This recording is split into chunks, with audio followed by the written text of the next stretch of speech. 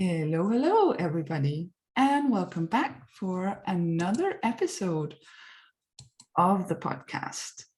Today, I have Robert Gold with me, and I'm very happy that you're here, Robert. Thank you for joining us. Oh, it's my pleasure. I am looking forward to this conversation because just before we started, we agreed that deep and meaningful conversations are the best kind. So this is a space that I like to think is perfect for that purpose. That is where most of the conversations I'm so fortunate to have here end up. So you are so very welcome to just introduce yourself and tell us what you would like us to know about Robert Gold. I'm a transformational coach. Sometimes I call it trust development. And probably the reason why I've used trust development is I like to have conversations with people that are troubled, and especially regarding their relationships. And usually where the breakdown occurs is trust, because relationships don't persist without trust. No, that's true. That really makes things very difficult. So I know what it's like to grow up being kind of an outcast or different because several things. One is I've always been very sensitive. For a man growing up in the 50s and 60s, that's probably not wasn't accepted, and I was ridiculed a lot by my parents, or at least my dad and my grandfather. And so it's not about not suffering, because I suffered a lot. But I think that suffering is useful. That I would love to hear a bit more about. Yeah, so I think that what provides people a gift from, and I'm not even saying it's from me, just a gift from how I'm designed, is that I recognize suffering, and I also recognize the disconnect that has suffering continue. Yeah. And it can continue for dozens of years. And so something will happen, and then things in the past will have us go into something that seems, I don't know how to put it, like exaggerated. It's like overreaction, but it really is. There's something that's been held in place. People are stuck. They could be stuck at 7 or 8 years old, or as a teenager, or whenever. And a lot of times it's the conversations that take place when we're very, very young, and they maintain themselves.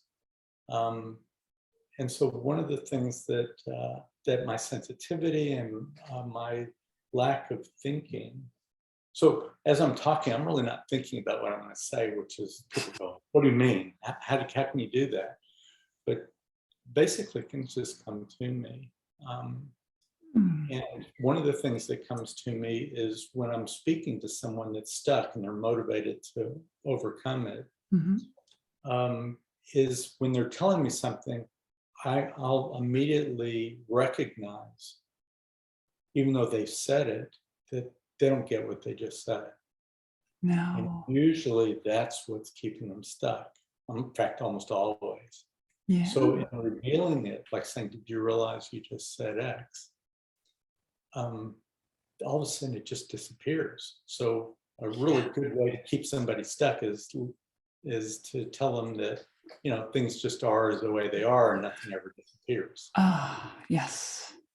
Yeah. But really, that's part of our humanity, is we can unravel ourselves, and I think people just need a little help and maybe some tools. So that's kind of what I provide, and it comes from over 40 years of being immersed in transformation. About 32 years ago, I completed maybe a postgraduate level course in Mhm. ontological design.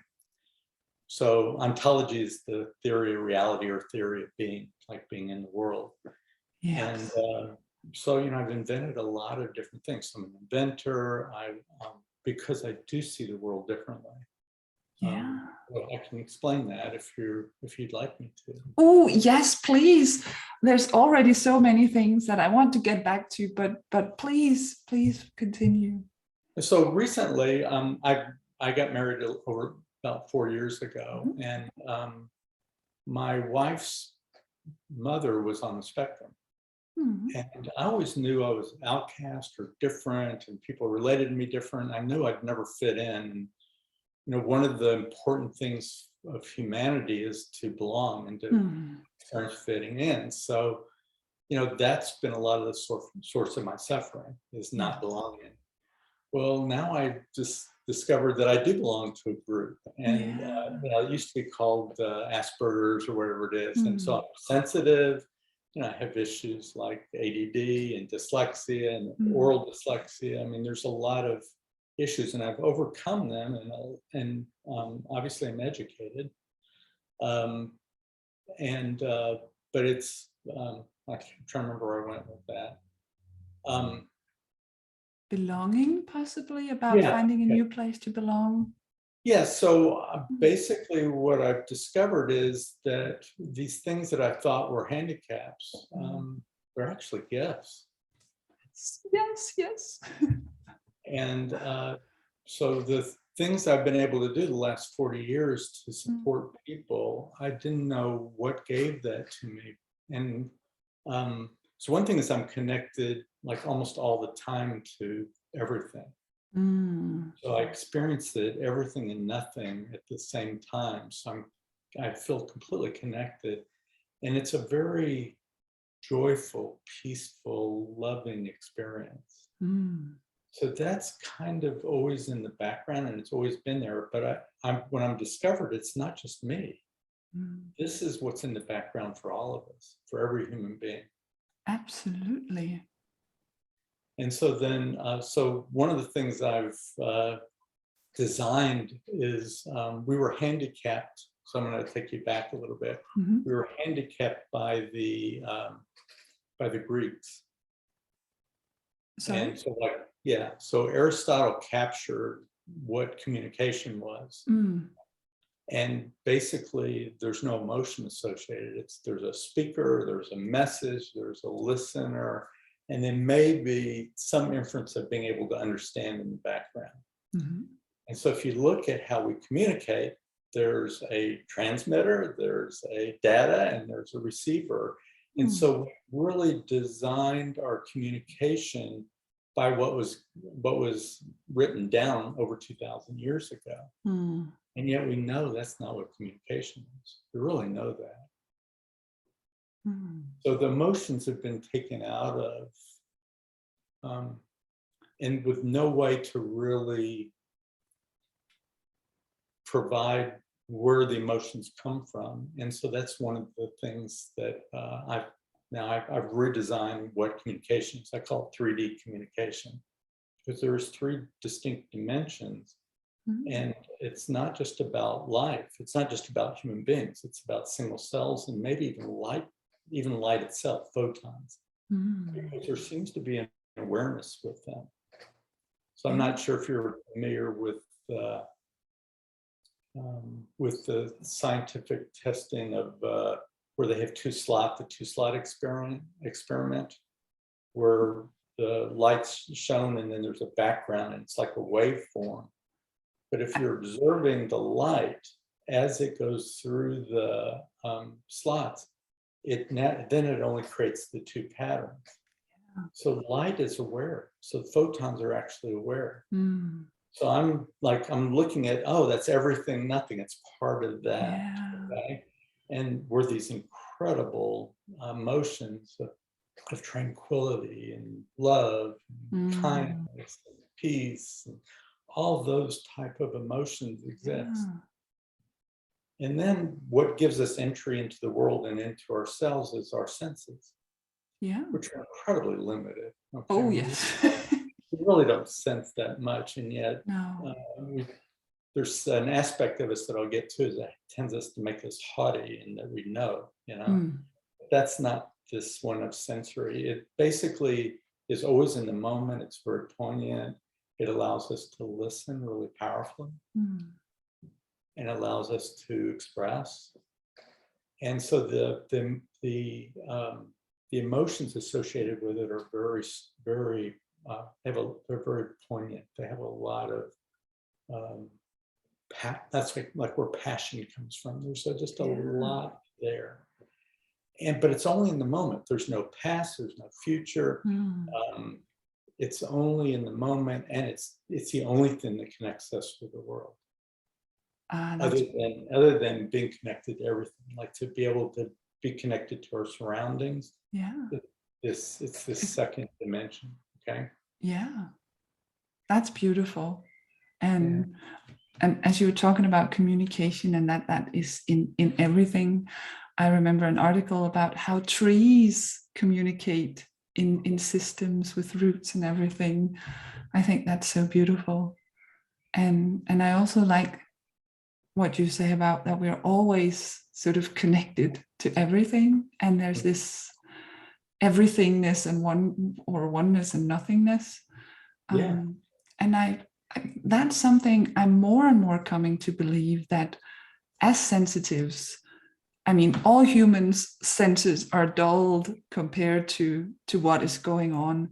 But I think as sensitives, we are moving in the right direction. I think maybe we are a step in the evolution towards more openness, more sensitivity to that bigger aspect of life.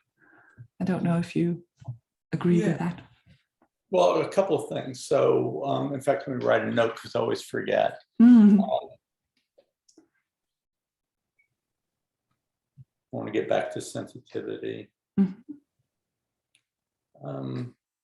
But you mentioned something about trees.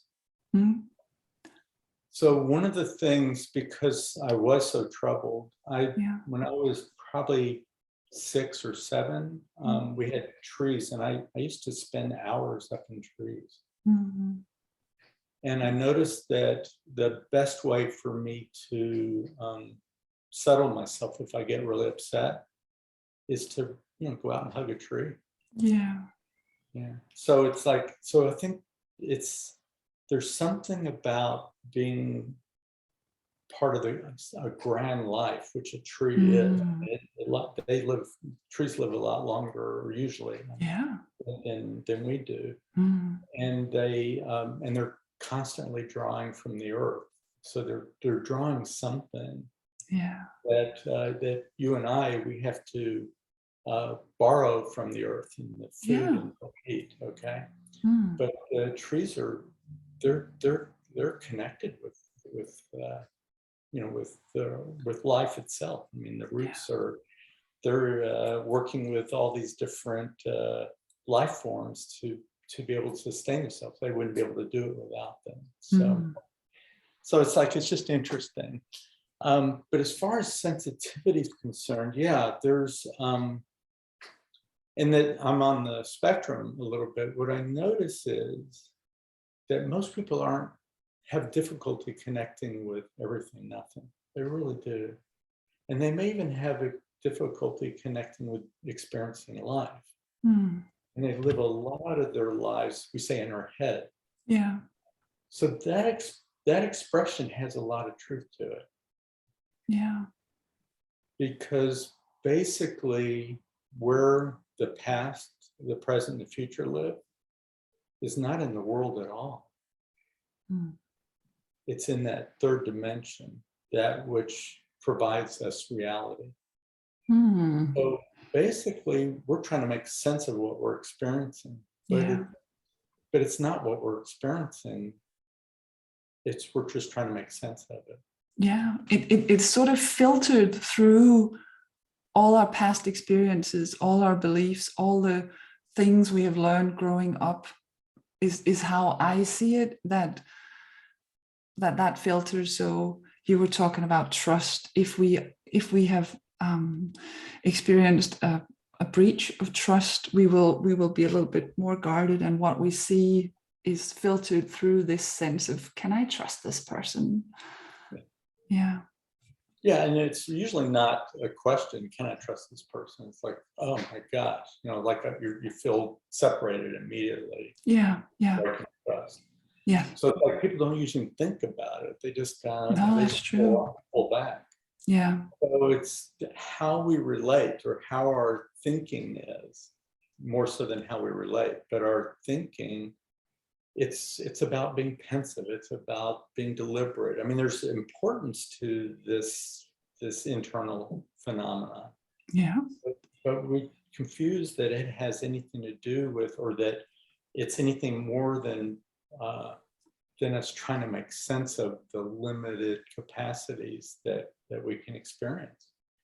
And but it takes away from our experience. It actually removes us from the ability to be connected to life.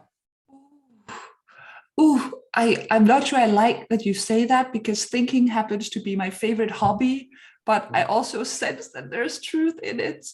And I think what came up when we were talking about this sort of communion with the everything, is that what blocks us from that is a kind of guardedness. So past hurt and past suffering, maybe even, or all the things we have been told were wrong about ourselves, or we have felt were wrong. I think those things are possibly blocking us from being open and sensitive. You don't have to be told that many times as a kid, stop being so sensitive, or stop crying. And we have to sort of build like an armor of sorts. And I think that's one of the things that prevents us from this open sense of being a part of everything. Yeah, I mean, it's all three dimensions are part of everything. I mean, we wouldn't be aware without the thinking to some degree, or at least picture, and it didn't even have to be in words, the thinking. Yeah. So awareness is really about all three dimensions. Could you please mention those three dimensions again? I'm losing track. Yeah, so the first dimension is everything, nothing. It's where love, peace, and joy live. It's it's spirituality. It's all that. It's like we're always belonging. So if we belong to everything, it's like we're not separate from anything. But we lose sense of that because of the dimension. So the reason why we know about this everything, nothing, is that our experiences, the middle dimension, the second dimension, that which allows us to sense what's outside of us and what's inside of us. So we're constantly sensing through our senses. We have more than 5, but we're still limited, okay? Yeah. And so that capacity, that dimension, touches up against that everything, nothing, that the eternity of it. It's like there's no time, and there's nothing physical, and everything's physical. It's like it's both. So, but it touches up against it. So, like when we're in a field and we're experiencing the peacefulness of the field, what we're experiencing is the connectedness. Okay. That feels really good to look at it that way. Yeah. So the third dimension, the one that's internal only, that gives us a past, present, future, it's where language lives. It's where pretty much even our imagination, which is the beautiful part of it, it's where that lives also. Okay. So it's not like it's bad. It's just, it just interrupts, like when we get too entangled in that, if we're not able to keep everything balanced, then it basically robs us of the other dimensions, because that's what we think is real. That's where our reality lives. That's the world we live in, who we think we are. That's where it comes from. And that's all temporal, but it has nothing to do with the other two dimensions. And yet the reason why we can recognize the other two dimensions is because we are trying to make sense of it. So we can smell a rose, Yeah. and be in the beauty of that, the sensual beauty in that moment. But we can, when we take the rose away, we can remember that we had that central moment, but it's the memory of it, which isn't the same. Yeah. And there's also a difference if you just smell the rose and like, that's lovely. And then you move on, or you can smell that rose and be amazed of the beauty of nature and how that scent is, you know, transmitted, and what caused the rose to be what it is today. And you can sort of expand on everything. Yeah, in a way. that's that third dimension that allows you to add meaning. Basically, that's where the meaning comes from. Yeah. So, and it's always fine that all the ideas of, well, don't sweat the small stuff. And people always say all these expressions, don't cry, don't be so sensitive, don't, all these things. It's it really, that's what strengthens that and makes the thinking overbearing. And it really does. It takes us out of the world. It's not part of our world. It's just a way of making sense of it. I think I see it sort of like a human spiritual spectrum, in a sense that, like the expression that we are spiritual beings in human bodies. So is it a bit like that this is who we truly are, and this is sort of the current situation we find ourselves in, and which we see and interpret our surroundings and reality through? Yeah, it's what I'm saying is we're connected with everything. We're all included, and then our bodies give us our senses. Yeah, but we can be more or less aware, I think, because the way I think of it, we are all spiritual, but you can meet someone and say, "Oh, are you spiritual?" And they would be like, "No, I'm not. I'm realistic, and I'm sciencey, and I'm all these things." So to me, it's sort of like an awareness. How aware are we that there's this bigger field around us? Yeah, it's really interesting. About over 10 years ago, probably maybe almost 15 years ago, I came up with this communication, and long before that, I came up with an accounting that isn't about transactions. Okay. It's a way of accounting for our interactions themselves. And so I'm very naive. I can't always see like how people are going to react, because I don't necessarily understand people that much. Okay. Yeah. I mean, I'm kind of like my wife says, I'm from a different planet. Okay. Well, I like to think that maybe you see who they really are underneath, the beauty of them, maybe, and then it's how they have been trained to be as humans that they then express that doesn't fit with what you see. Maybe, does that make sense? Well, I think that, yeah, I think that's a lot of it. So one of the things is that, and I think there's something about some of us that are on the spectrum, in fact, it might be a good percentage of us, we're connected into the world in a completely different way. And so what becomes prominent is our experiences and our being connected. It's like, so like when you were saying, one is there's this notion of and it's a notion for some people of God or that kind of thing, where I just think it's everything, nothing. It's like that, that God is everything. It's everywhere. Yeah. And there's nothing, and then there's everything. And it's like, as we breathe in, we're breathing in like a newness, sparks or influence. And as we breathe out, we can get rid of influence. It's like, so breathing has some of that also. Like when I was saying about photons, it's we don't see, our eyes aren't seeing but the relationship of the photons with our eyes, and then our capacity to create that a reality, gives us the world that we can now sense or we can think about. So one is that we have a sensory capacity, and the other one is that that we can just be pulled into our thinking to such a degree that that we lose sight of beauty, and we lose sight of being connected to everything. And and being sensitive, it doesn't stop us from doing that very thing.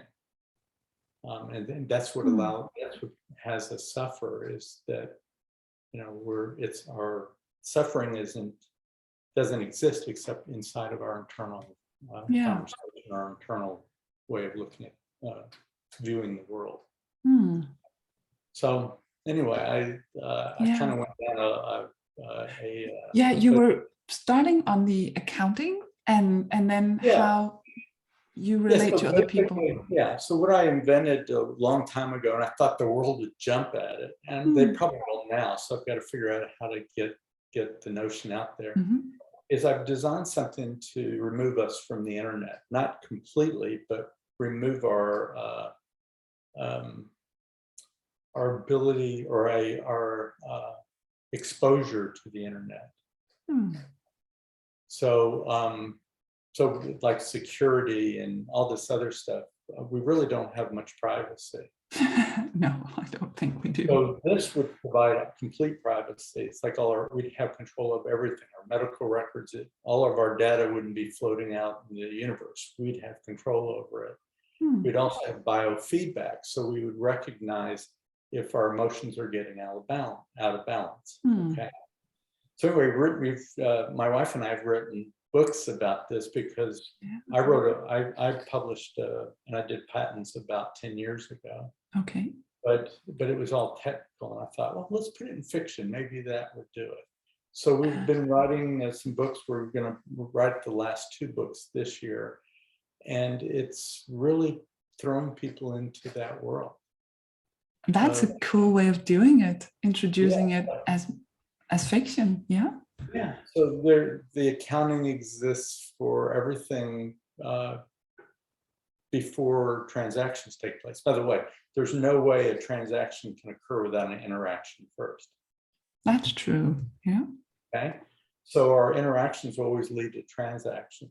But transactions is looking backwards, like how did we do last month? Yeah. Okay? If you want to look at the accounting, where the interactions are about looking forward or in the future. So it's like it's really providing that balance that we already have in our brain, that we're always constantly looking for the future. So I said, well, let's support that in a way, because we're not really good at tracking things in the future. A lot of things fall through the cracks, let's say. In this way, nothing falls through. And in this intelligence, so it's a super intelligence, basically supports us in being as effective or as efficient as possible. So I think the world might be ready for this innovation. And it has the accounting, it uses the theory of communication, and it also has the ability of being able, there's also another aspect of 14 common domains of human concern, which are, we've already named a few, like belonging, family, and health, and money, career. So some of these, there's all these different aspects, and our relationships are different. Sometimes it's with the same person, but our relationships are distinct inside each domain. Yeah. And yet we move so, human beings are just graceful in how we shift from one domain to another, but computers are terrible. But I've discovered a way where computers can be right on top of it. So it's, so now they can be supportive in those domains because they really don't understand domains very well, the distinction of domains. But they do understand the distinction of changes and patterns. So that's what I've designed, something that allows all of that. So anyway, hopefully that, I would love that to be my gift to the world, because Yeah. it's like, it's very important. Yes. So here I'm this sensitive guy that's on the spectrum. I have all these things going against me, but really not at all. My design, how I'm designed is, could be an incredible benefit to humanity. Yes. In fact, it is on a small basis, but it could be even global. So, yeah, and even if we aren't ready for it now, even putting it out there, being the first one to be told you're crazy for suggesting that our planet might be round, in fact, instead of flat. I mean, there has to be someone bold enough and brave enough to see beyond what is today and put it out there. It takes those oddballs, doesn't it? Yeah, yes, it does. And I'm so happy to have met yet another one here today. And I will make sure to get the links for the books and where people can reach out to you if they want to continue this conversation, so that we can put it in the notes. Would that be okay? Oh, that'd be lovely. Okay, great. We will do that. And I'm already looking forward to listening to this episode again, because we weren't kidding when we said that we were ready to dive into some of the deep stuff today. So thank you so much for doing that and for blowing my mind wide open to new ways of looking at things. Oh, well, that's great. Well, I mean, I think that's the key. Yes. Like, if we want to have freedom, we need to recognize that in the world is, like, how we are in the world is through our senses, not our thinking. It just gives us some ideas. Now, thinking is important when we need to apply it for something, okay? But I'm talking about the idle thoughts that get in the way and that disturb us. Yeah. Yes, the stories we're stuck in about how reality is, if they're not serving us. Yeah. And again, people have the experience, there's no way they can escape that. And that's couldn't be further from the truth. No.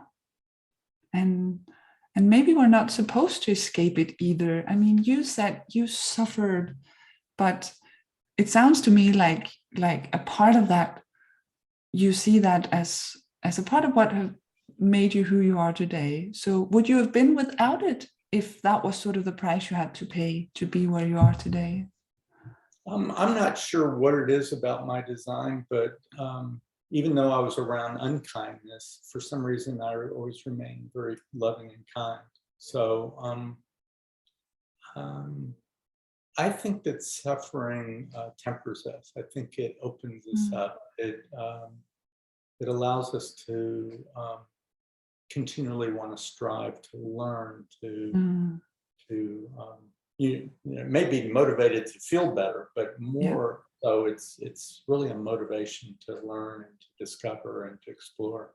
And life without exploration is, as far as I'm concerned, is no life at all. No, I completely agree. And I think we have explored some good stuff here. So thank you. Thank you again for being here. Hope you have a beautiful day. You too. Thank you.